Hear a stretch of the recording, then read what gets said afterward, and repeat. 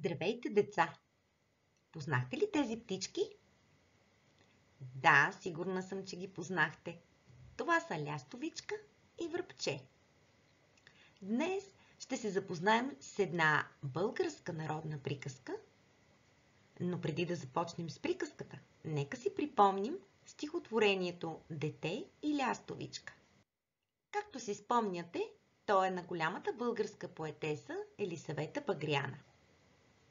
В него един от героите беше лястовичката, която разказва на детето как зад големите морета в далечни страни растат форми и смокини, жълтеят портокали, разказва му за реки пенливи, за дечица мили тъмнокожи и откъде лястовичката знае толкова много за тези страни. Тя знае, защото всяка есен отлита на юг и всяка пролет се завръща в родните земи. Затова наричаме лястовичката прелетна птица. Тя, заедно с щъркелите, са символи на пролетта, на доброто, на радостта, на надеждата, на началото.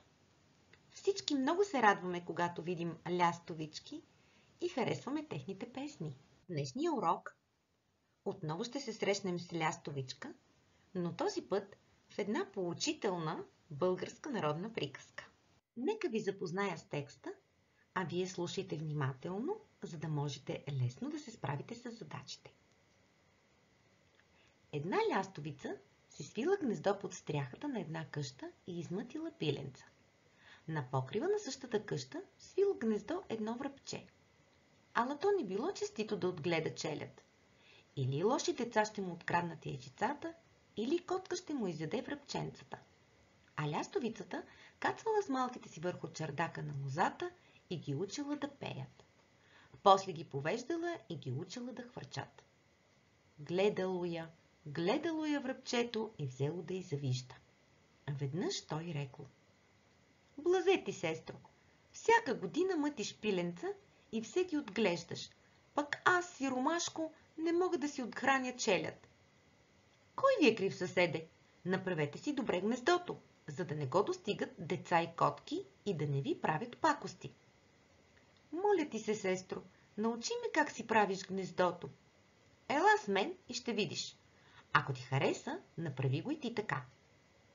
Лястовицата завела връбчето в една тиня край реката. "Ха сега, съседе, вземи от кълта ей така като мен." Знам. То било лесна работа," рекло връбчето и полетяло след лястовицата, без да вземе нищо. Като дошли под стряхата, лястовицата кацнала на една греда, залепила кълта и му рекла: "Залепи ей така, приятелю, кълта." Видях. То било лесна работа," рекло връбчето. Много пъти прехвърквала лястовицата край реката и носила кал, но връбчето не цапвало нито веднъж клюна си в кълта. Като натрупала един ред кал, лястовицата почнала да носи сламки и да ги лепи. Лепила кал, после сламки, пак кал и пак сламки и му думала: "Така ще лепиш първо кал, после сламки и ето ти гнездо." А връбчето пак думало: Знам. Знаеш, но само знаене гнездо не става. Трябва и работа. Без мъка, побратиме, няма сполука. И за това няма да извадиш челяд като мен." Нека първо да разгледаме непознатите думи. Честито означава щастливо. Челяд – това са децата или потомството. Чардак – това е тераса или балкон. Побратим – тази думичка се среща често в българските народни приказки. Това е верен приятел, почти като брат. Сиромашко означава бедно, но в случая авторът използва думата, за да ни внуши, че връбчето е нещастно. А сполука означава успех или постижение. Да се върнем отново на текста и прочетем първата част на приказката.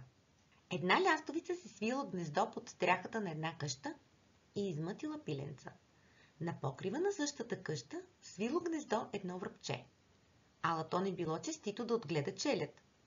Или лоши деца ще му откраднат яйчицата, или котка ще му изяде връбченцата. А лястовицата кацвала с малките си върху чартака на лозата и ги учила да пеят. После ги повеждала и ги учила да хвърчат. Какво разбираме от тази част на приказката? Разбираме къде живеят двамата герои. Да видим. Лястовичката живее под стряхата на една къща, а връбчето на покрива на същата къща. Но защо връбчето било нещастно? Как мислите? Защото или лоши деца ще му откраднат яйчицата, или котка ще му изяде връбченцата. Ето, намерихме го в текста. А защо лястовичката била щастлива? Защото лястовичката кацвала с малките си върху чардака на лозата и ги учила да пеят. После ги повеждала и ги учила да хвърчат. Да продължим нататък с приказката. Какви чувства изпитвало връбчето, докато гледало щастливата майка лястовичка? Да потърсим в текста. Гледало я връбчето и взело да й завижда. Какво направило връбчето? Помолило за помощ. Как се помолило то на лястовичката? Моля ти се, сестро, научи ме как си правиш гнездото.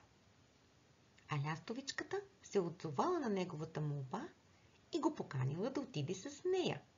Какво му казала? Ела с мен и ще видиш. Ако ти хареса, направи го и ти така. Какво се случило по-нататък? Лястовичката, като добра съседка, завела връбчето в една тиня край реката и му показала какво да прави. Тя му давала съвети. А връбчето какво отговаряло всеки път? Повтаряло: знам, то било лесна работа. Как завършва приказката? С думите на лястовичката. Знаеш, но само със знаене гнездо не става. Трябва и работа. Без мъка, побратиме, няма сполука. И за това няма да извадиш челяд като мен. А сега прочетете си самостоятелно още веднъж приказката и решете първо и второ упражнение в тетрадката към читанката. Внимателно помислете последователността на приказката, за да подредите правилно епизодите в нея. Също така, мислете добре кои качества се отнасят за лястовичката и кои за връбчето. Трябва просто да ги свържите. А тук най-отдолу трябва да напишете два синонима на думата отзивчив. Вие вече можете да работите с синонимни речници, така че съм сигурна, че ще се справите блестящо. Надявам се, че приказката Лястовица и връбче ви е харесала. И запомнете, приказките не са създадени случайно. Те са, за да ви помогнат да научите важни житейски уроци. Да ви научат на качества като доброта, постоянство, отговорност. Затова винаги, когато четете приказки, се старайте да потърсите поуката от нея. Надявам се, че ще намерите още български народни приказки, защото в тях е събрана мъдростта на народа ни.